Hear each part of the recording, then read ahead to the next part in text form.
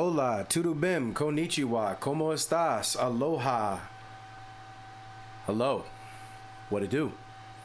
Welcome to the J-Boy Sports Podcast. Please like, share, and subscribe, and comment. Feel free to do all those things, even if you don't love every little bit of my content. You know why? Because you can still help a brother out, and there's nothing wrong with helping a brother out. With that said, Stephen A. Smith is doing it again, creating headlines. That's what he does.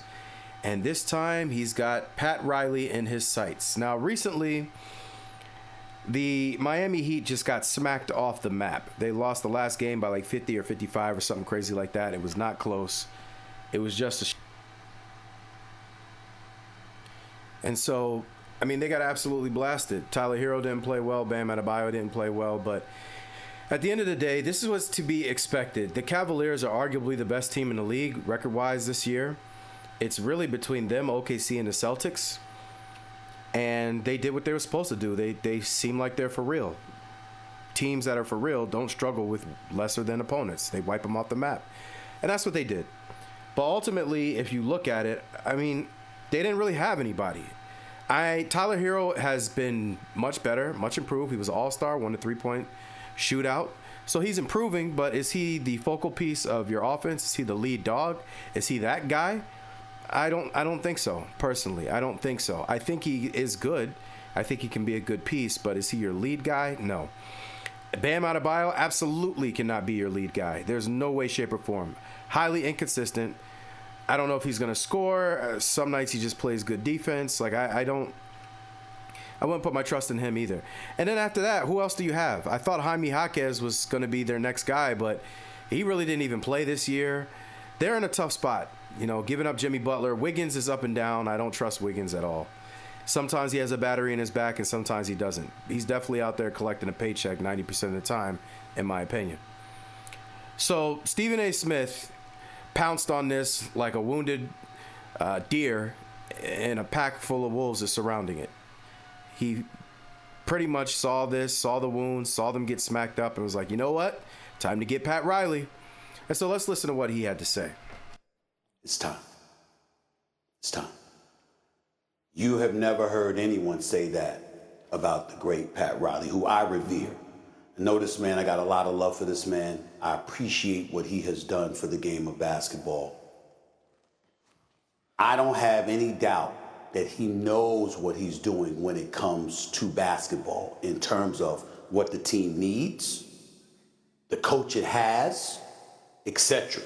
The reason I'm bringing up that there has to be a change in Miami is because you have to get people to want to come to Miami.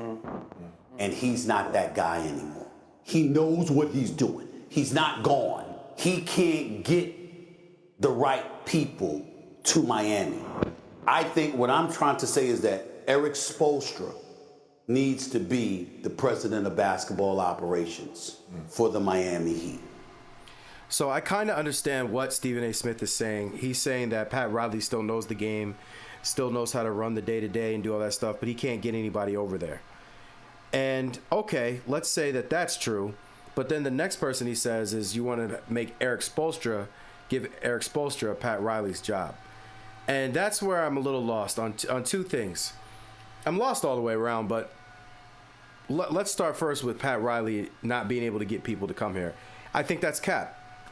I think overall it's cap. There may be some truth to that. Maybe Stephen A. Smith has some sources. But ultimately, Dame Lillard wanted to go there. And they said no. Right? Portland forced him somewhere else. But Dame wanted to go to Miami. He's the most recent one that I know of that wanted to go to Miami. And that was like last year, I think. So I don't think it's fair to say Pat can't get anybody there. I don't think that's fair. I don't think that's true. I think Pat can get people there, but it's got to work out right. And it just hasn't worked out right for him in the last few years as far as that's concerned. Also, and I don't think Stephen A. mentioned this, but Pat Riley, the Heat have been in the finals twice in the last 5 years or so. 5-6 years, which is, they didn't win, winning is the most important, but they got there like twice in the last 5 or 6 years. That's impressive. So who's running that again? Pat Riley. So I don't know if you can straight up say get him out of there. I mean, he's had success.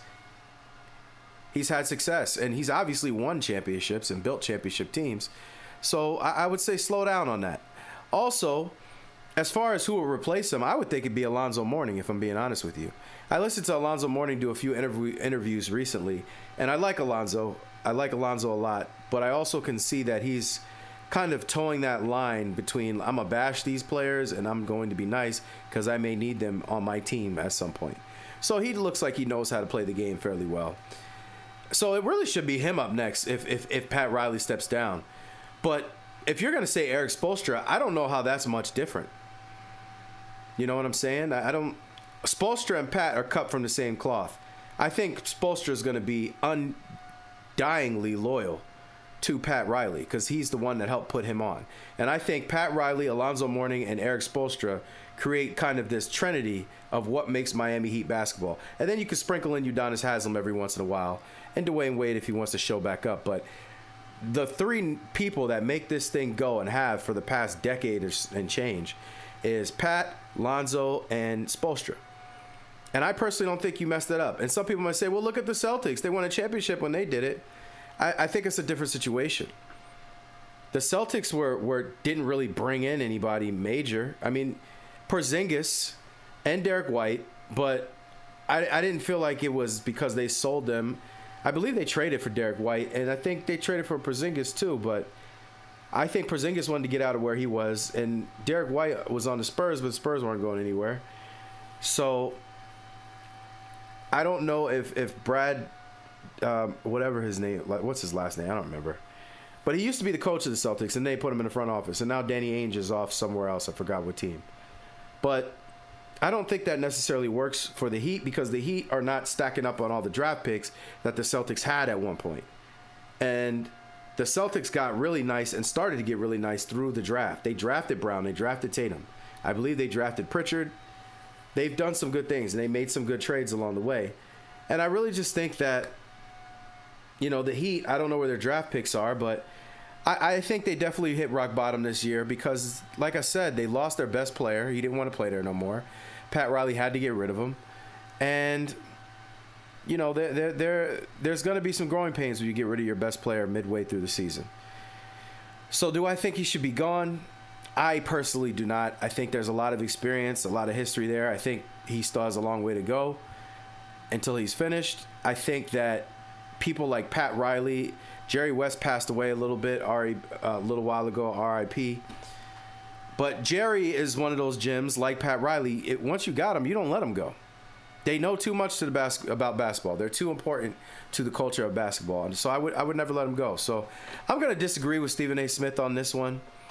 I'm not really even sure why he decided to bring this up today. I didn't think what happened to them was so unexpected that now that puts Pat Riley on the hot seat. I think they knew they were going to struggle once they got rid of Jimmy Butler. And hopefully it was a part of the plan. They have something else cooking. But no, that's why I'm not going to really put this on Pat Riley and say he has to go. So what do you think? You know, do you think Pat Riley's done? Why or why not? That's something you can answer in the comment section. In the meantime, I appreciate you for listening to me this long. Please like, share, and subscribe. And again, you can always help a brother out. Even if you don't love every video of it, just subscribe anyway. Hit the like button. Make my day in a nice way. You know what I mean? So once again, thank you very much for your time. I appreciate you. I'm very humble. Much love.